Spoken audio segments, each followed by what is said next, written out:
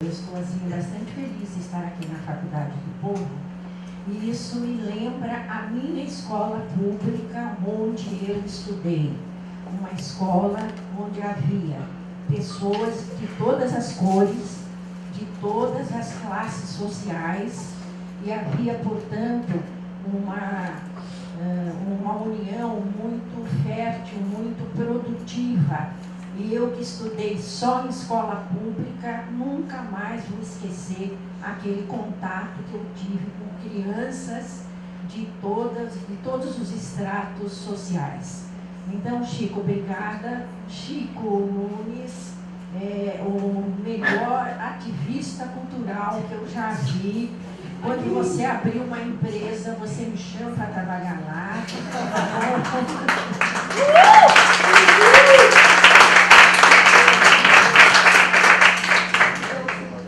Magali, eu gostei muito da sua abordagem.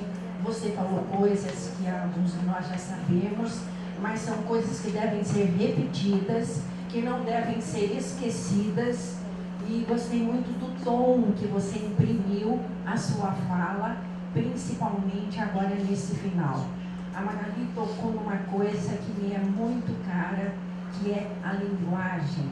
A linguagem que nós usamos para nós nos dirigirmos ao outro é da ordem da delicadeza. A linguagem é como se fosse uma parte do nosso corpo humano, um órgão do nosso corpo humano. Então, eu preciso ter muito cuidado quando eu me dirijo ao outro, com que palavras eu falo, palavras pesadas, horríveis, cruas, né? Ofensivas demais. Então, Magali, esses vídeos que você mostrou, com esse linguajar espúrio que nós estamos vendo nas mídias, tem muito a ver com essa perda de sensibilidade e de humanidade que nós estamos vivendo hoje. Bom, mas não é disso que eu vim falar aqui hoje. Eu queria só fazer uma diferença entre o imigrante e o refugiado. O imigrante, acho que somos muitos de nós que estamos aqui. Eu sou neta de italianos que vieram nos navios, uma espécie de navio negreiro também, e que se fixaram aqui nesse país. Então, o imigrante é aquele que sai do lugar em que ele mora porque ele quer, motivado por questões econômicas, não há mais condições de viver de uma forma economicamente viável lá. Então, o migrante é aquele que sai porque quer. O refugiado é aquele que sai porque precisa, porque se ele ficar lá, ele vai ser morto. Então, o refugiado é, antes de tudo, um perseguido por várias razões. Antes de eu falar da minha experiência com refugiados, eu queria só citar aqui dois momentos importantes, que são duas datas bastante marcantes na história da migração em geral e do próprio refúgio. A primeira é o ano de 1951, que é um ano em que um grupo de diplomatas reunidos em Genebra assumiu o compromisso de que seus países se encarregariam de receber um contingente enorme de refugiados, pessoas que vagavam pelas ruas e pelas cidades da Europa, que estava naquele momento, depois da Segunda Guerra Mundial, totalmente devastada, e essas pessoas estavam sendo vítimas perseguidas por ódios étnicos e fanatismos ideológicos, né? Essa data de 1951 são 6 anos apenas depois, muito pouco tempo depois do término da Segunda Guerra Mundial. Então, se nós formos estabelecer alguns parâmetros históricos para situar essa questão, nós temos de ir um pouco longe. O refúgio não começou hoje não começou com essa leva de sírios, de africanos que estão se deslocando para o mundo, né? Esse grupo aprovou, então, a Convenção das Nações Unidas sobre o Estatuto dos Refugiados, que determinou que os países que assinaram a Convenção recebessem e avaliassem os pedidos de status de refúgio, sem discriminação de raça, de cor, de sexo e de país de origem. Várias cláusulas foram estabelecidas nessa ocasião, e uma delas, que é sagrada para a história dos refugiados, é a de que o país que recebe o refugiado não pode devolvê-lo para o seu país de origem, né? Quem ler alguma coisa sobre refúgio vai encontrar uma palavrinha francesa que costuma ser repetida nesses estudos sobre o refugiado, que é o non-refoulement, que é uma expressão que aparece nas leis dos países que depois encamparam aquilo que ficou decidido na decisão, na Convenção de Genebra, né? Não devolução, o refugiado não pode ser devolvido para o país de onde ele saiu. O que acontece? Com o tempo, foram aparecendo novos refugiados, novas situações mundiais, novos contextos políticos e históricos que determinaram uma nova leva de refugiados.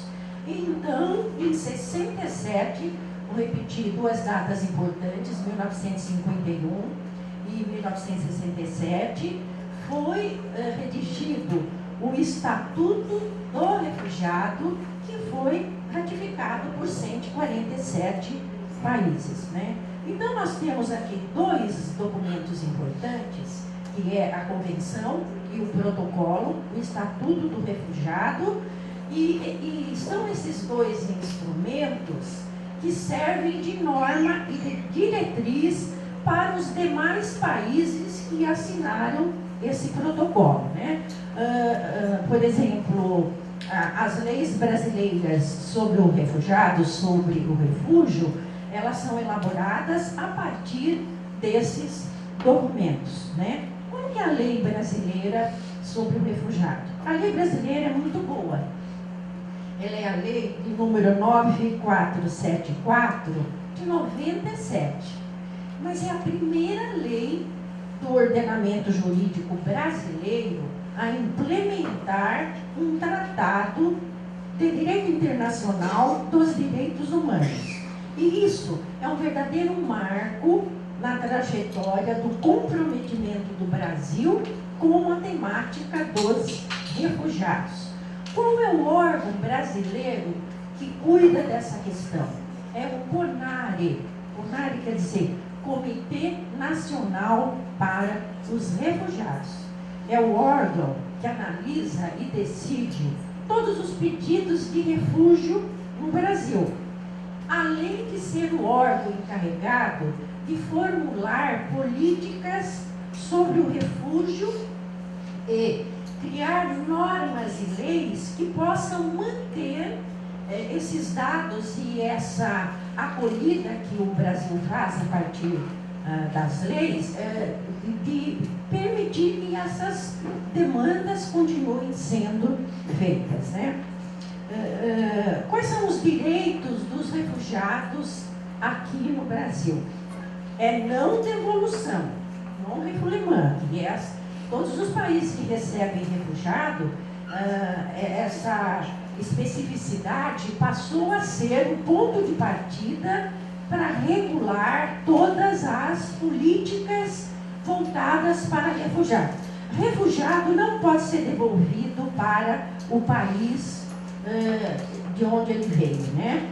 Não penalização pela entrada irregular, muitos são fugitivos, muitos chegam em condições das mais precárias, não tem documentação, chegam aqui sem trabalho e de alguma forma a sociedade tenta tenta encampar essas pessoas, oferecendo, de alguma maneira, alguma base de sobrevivência, né? Eles têm livre trânsito pelo território brasileiro, além de educação e saúde. Eles não podem ser discriminados, nem sofrer violência sexual e nem de gênero. E eles podem praticar livremente sua religião, qualquer que seja ela.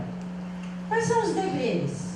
Respeitar as leis e os órgãos públicos e privados, renovar o protocolo provisório de solicitação de refúgio e informar seu domicílio e mantê-lo atualizado na Polícia Federal e no CONARE, que é o órgão que cuida da permanência dos refugiados aqui no Brasil. A lei brasileira de refúgio é boa, isso eu aprendi lidando com essa questão. E o Brasil não pode se queixar dos refugiados nem dos migrantes, porque apenas um total dos migrantes do mundo vem para o Brasil. O Brasil não está nem entre os 10 primeiros países do mundo que recebem refugiados.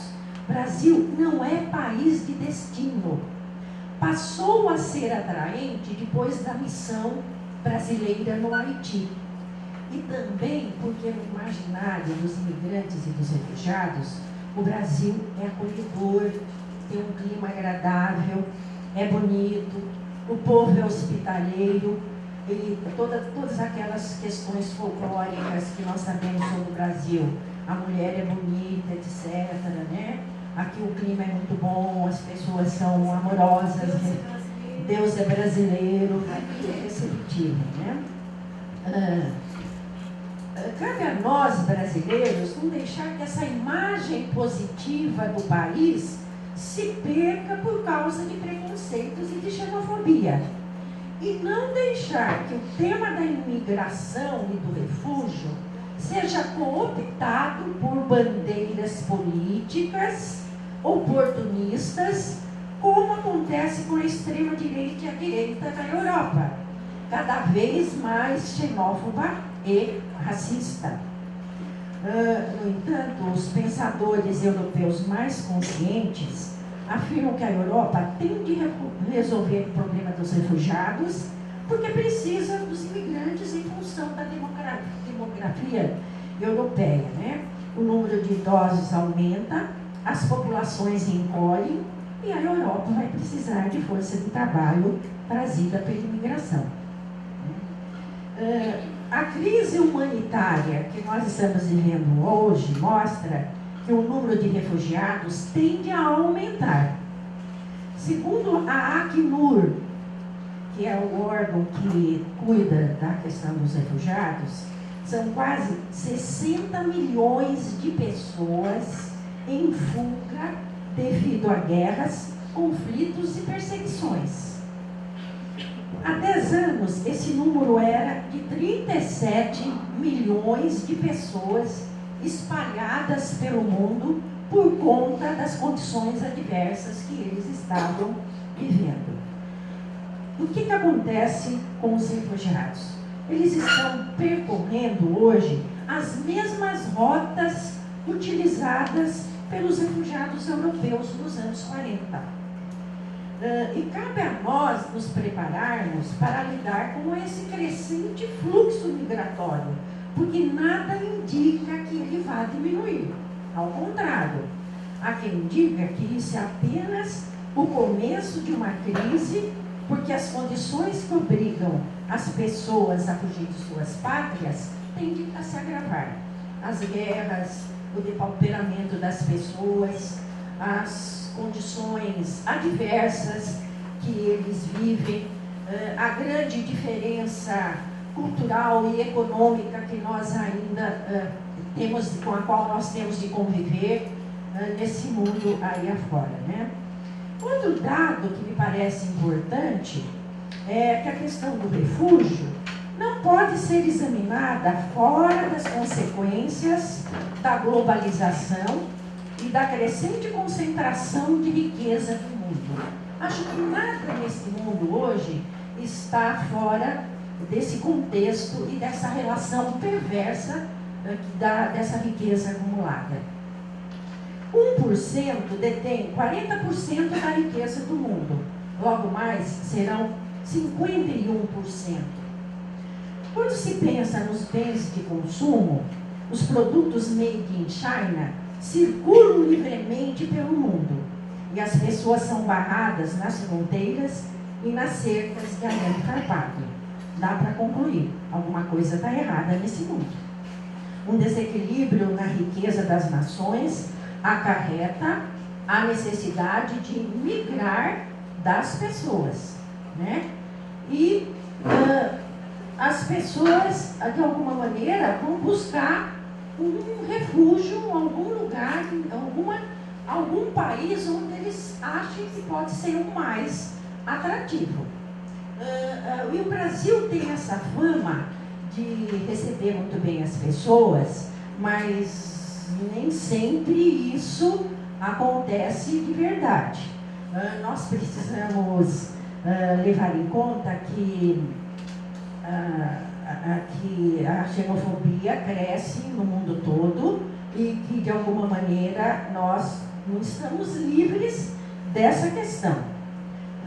A questão do refúgio é uma questão bastante séria, que demanda políticas públicas, demanda uma vontade e uma abertura para lidar com o outro e para conviver com o outro de uma maneira mais humana, mais amorosa e mais efetiva. O refugiado não é um bandido. Há uma série de equívocos ligados à questão do refúgio. Não é alguém que precisa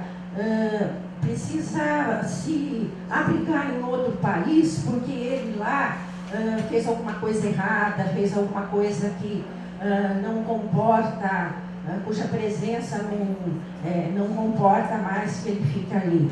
Não, o refugiado é alguém como nós. Em algum momento das nossas vidas, nós fomos refugiados. O conceito de refúgio é bastante amplo e o refúgio tem que ser visto dentro dessa amplitude, né? Então, eu diria que o Brasil tem uma tradição bastante positiva na recepção de estrangeiros. O que nós não podemos deixar acontecer é que o preconceito, que infelizmente cresce no mundo todo, chegue aqui no Brasil, né? O refugiado pode ser qualquer um de nós. O refugiado é um ser humano que passou por uma situação muito difícil, seja por questões políticas, seja por questões de raça, seja por questões de qualquer outro tipo de envolvimento e de participação política. O refugiado é uma pessoa carente, é uma pessoa que de repente teve a sua vida desmobilizada, é uma pessoa que não pode ficar lá mais naquele lugar onde ele nasceu, onde ele fez sua vida, onde ele estudou, onde ele aprendeu. É alguém que merece ser recebido como um ser humano qualquer. Então, lidar com o refugiado implica ter algumas premissas previamente estabelecidas, e essas premissas pressupõem você deixar de lado qualquer tipo de preconceito que possa manchar esse contato com eles, né? Eu acho que trabalhar com os refugiados, no meu ponto de vista e na minha percepção, e na minha experiência, eu posso dizer que está sendo uma das experiências mais ricas pelas quais eu estou passando. Do ponto de vista de teorias, eu costumo lidar, nas minhas pesquisas, eu costumo lidar com teorias que tem uma característica arquetípica, né? Que vê o ser humano igual, o ser humano o mesmo, em todos os tempos, em todos os lugares. E eu diria que eu estar lidando nesse momento com os refugiados é como se fosse assim um prêmio que a vida me deu. Eu me senti igual a todos os outros. Quem é que nunca se sentiu exilado em algum momento da vida? Quem é que nunca se sentiu descartado em algum momento que viveu? Então, eu acho que, fazendo um breve depoimento aqui para vocês, eu acho que eu estou trabalhando com eles e faço esse trabalho na Bibliaspa, que é um lugar muito maravilhoso, de muita abertura. E eu diria assim que se eu tivesse vivido sem passar por essa experiência, eu seria um pouquinho mais pobre. Então, eu vejo a questão dos refugiados na minha vida como se fosse assim um prêmio que a vida preparou para mim, né? Então, a gente está lidando com pessoas que vêm de vários lugares, pessoas que deixaram tudo para trás, deixaram uma vida, deixaram um lastro cultural, um lastro material, porque deixou casa, deixou família, deixou tudo, e está aqui pedindo uma acolhida.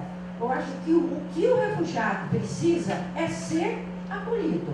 Porque quem não foi refugiado um dia? Quem é que não passou pelas agruras que eles passam? Né? Então, eu diria assim que, do ponto de vista pessoal, trabalhar com eles está sendo um presente que a vida me deu. Quando, em alguma vez, eu fui refugiada, existe uma palavrinha técnica que é muito usada na literatura internacional, é uma palavrinha francesa, que é non-refoulement. Você não pode devolver o refugiado para aquele lugar de origem de onde ele saiu. Porque aquele lugar de origem de onde ele saiu, ele estava correndo riscos sérios. Aí estava com a sua vida comprometida. Então, o país que recebe o refugiado tem que dar para ele uma acolhida, né? E é o que está acontecendo nesse momento aqui no Brasil.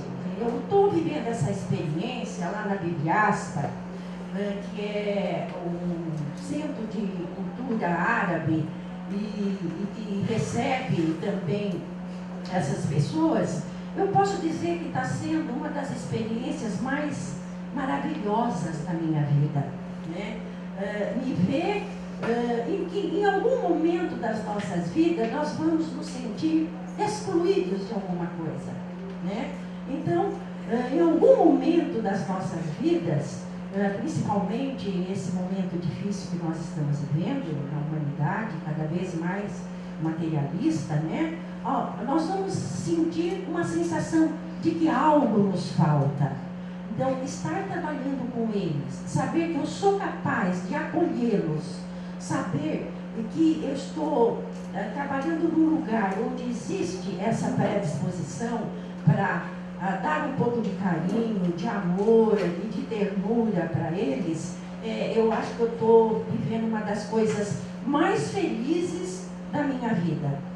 Porque o Chico sabe, né?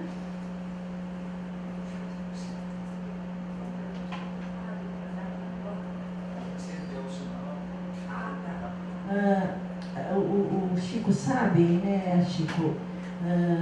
Nós gostamos de trabalhar com mito, né? Então, eu acho que estar trabalhando com eles, eu digo que foi um presente que eu ganhei, porque o que é um mito, Chico? É aquela coisa invariante, que é comum a todas as culturas, a todos os povos, né? Então, eu estar vendo aquele outro que não é como eu sou, que é diferente de mim, que fala outra língua, que tem outros valores, eu poder situá-lo no mesmo patamar em que eu me encontro, meu Deus, eu acho que eu estou recebendo um presente da vida, né? Então, nós recebemos, eu faço esse trabalho na Bibliaspa, que é um centro de divulgação da cultura árabe e da diversidade. Temos grupos africanos lá, e eu gostaria de dizer que lá existe uma forma muito bonita de lidar com a diversidade, principalmente a diversidade cultural e religiosa, que é da ordem da acolhida.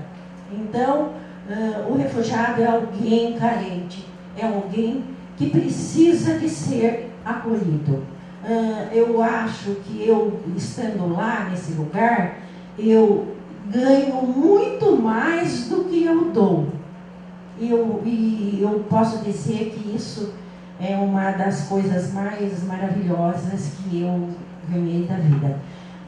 O refugiado não pode ser visto como um excluído, como um bandido, como alguém que vai tomar conta da sua cidade, do seu país. Pelo contrário, é alguém, ele não refoulement, é uma palavrinha do francês que é muito retomada, é muito mencionada nas literaturas sobre refúgio. É alguém que precisa ser acolhido, é alguém que é um igual a você. Estudando o mito, né, Chico, a gente aprende como que o ser humano, do ponto de vista mitológico, é um só.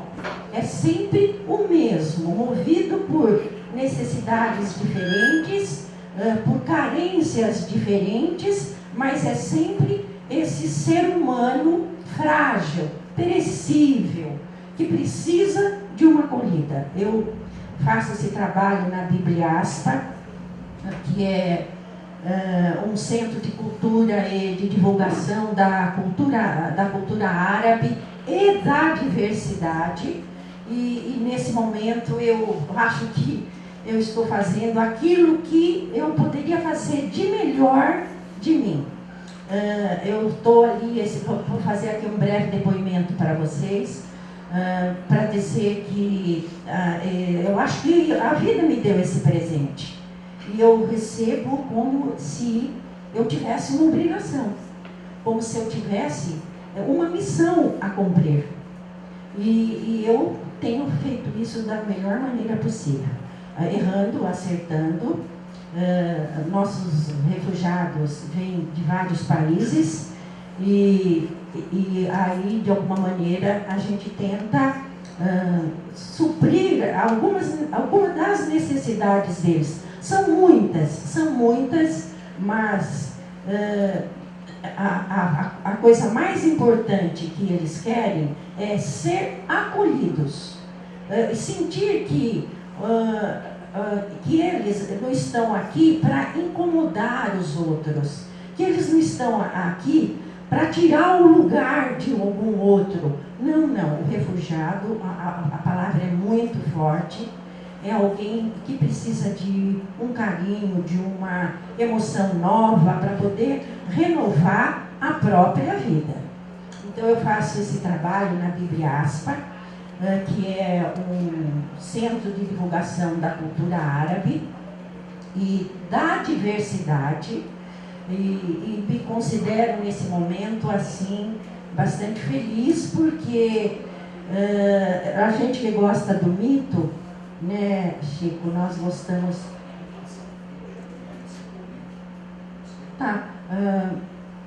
Só terminar. Nós que gostamos do mito, nós sabemos que no mito existe uma invariância que é comum a todas as culturas, a todos os povos, a todas as nações, em qualquer época da história da espécie humana.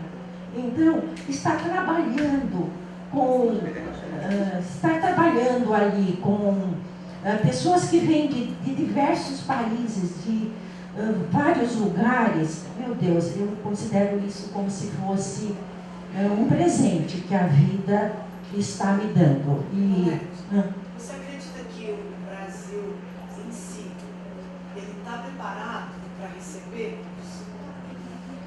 Você acredita que o olhar nosso está preparado? Não, eu quero mudar um pouquinho a palavrinha. Eu acho que não é preparado. Ele tem que estar sempre em vigilância. A qualquer momento, como a gente já viu tantas vezes na história, o olhar para o outro pode passar por um processo de redenção. Né? A xenofobia é uma coisa que está no nosso patamar humano. Né? Então, eu acho que o Brasil está preparado, porque o Brasil tem uma fama de país receptor, de país assim que gosta, que foi feito por imigrantes, um país que foi feito pelo diferente, mas eu acho que nós vivemos um perigo e esse perigo não pode ser ignorado, tem que ser contornado pelos órgãos competentes, pela universidade, pelos centros de pesquisa, pelas igrejas, não importa qual seja ela, né, qual religião, e isso nós temos que estar vigilantes, porque a história mostra que há momentos em que a gente avança e momentos em que a gente recua, né? Não podemos deixar que isso aconteça. A senhora falou sobre o CONAR. Ele é acessível para os refugiados?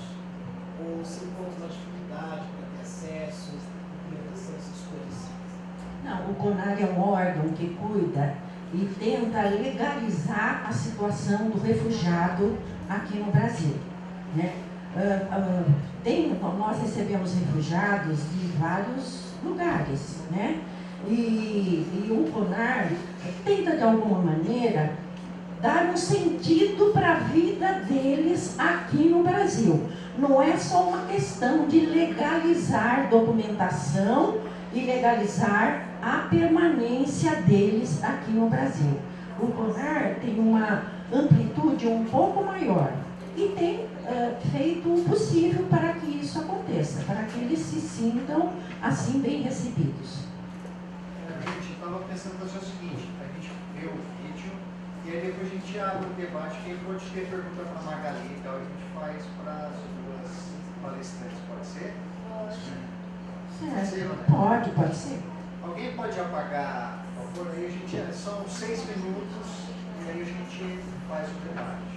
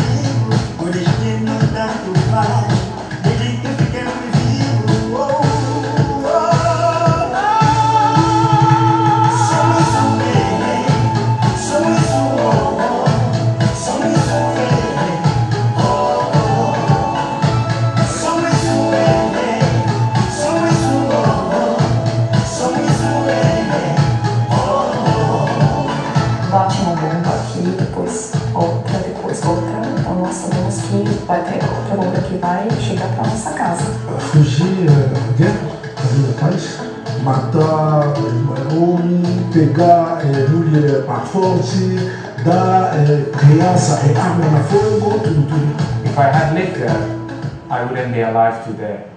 Por causa da minha religião, por causa da minha fé, por causa da minha raça, eu fui perseguido. Por pura injustiça eu tive que deixar as minhas origens em busca da paz.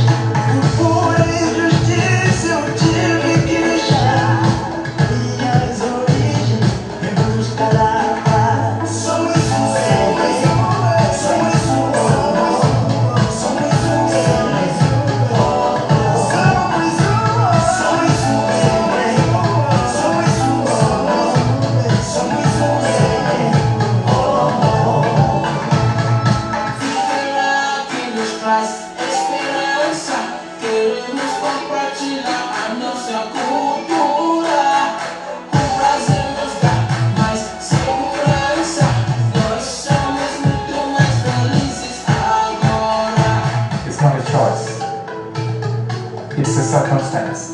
Eu não sou refugiado. Eu estou refugiado. Muitas pessoas sempre acham que nós refugiados fugir do nosso país porque a gente fez uma coisa errada. Mas isso aqui não é verdade. A gente fugir do nosso país para salvar a nossa vida. Refugiado é alguém que já foi perseguido. Refugiado é alguém que já foi perseguido. Refugiado é alguém que também quer ser feliz. Refugiado é alguém que também quer ser feliz. Oh, oh, oh. Viva, viva, viva Brasil. Viva, viva, viva Brasil. Viva, viva, viva Brasil. Viva, viva, viva Brasil. Merci Brésil, pays d'espérance, pour la nouvelle opportunité de vie que tu nous donnes. Thank you, Brody, for our loving hearts. I want to be grateful. Muchas gracias, Muchas gracias, Brasil. Brasil, il est fort pour le monde. Brasil, حرية وأمان. Makondo mingi, Brésil, boka ya kimia mpona ngai mokili. Yoruba, esse Brasil. Declaração no Luí. Antipala Wangudon. إنتم معلوم ستة حرب خاطرش. لا خاطر مليا. نسمع بني مصحف. Shukrani sana kwa Brazil ya nchi ya amani, ya kimya, ya salama kwa mimi mkimbizi. شكرا برازيل أشعرون بالأمان. Brasil, Bichecheradesh.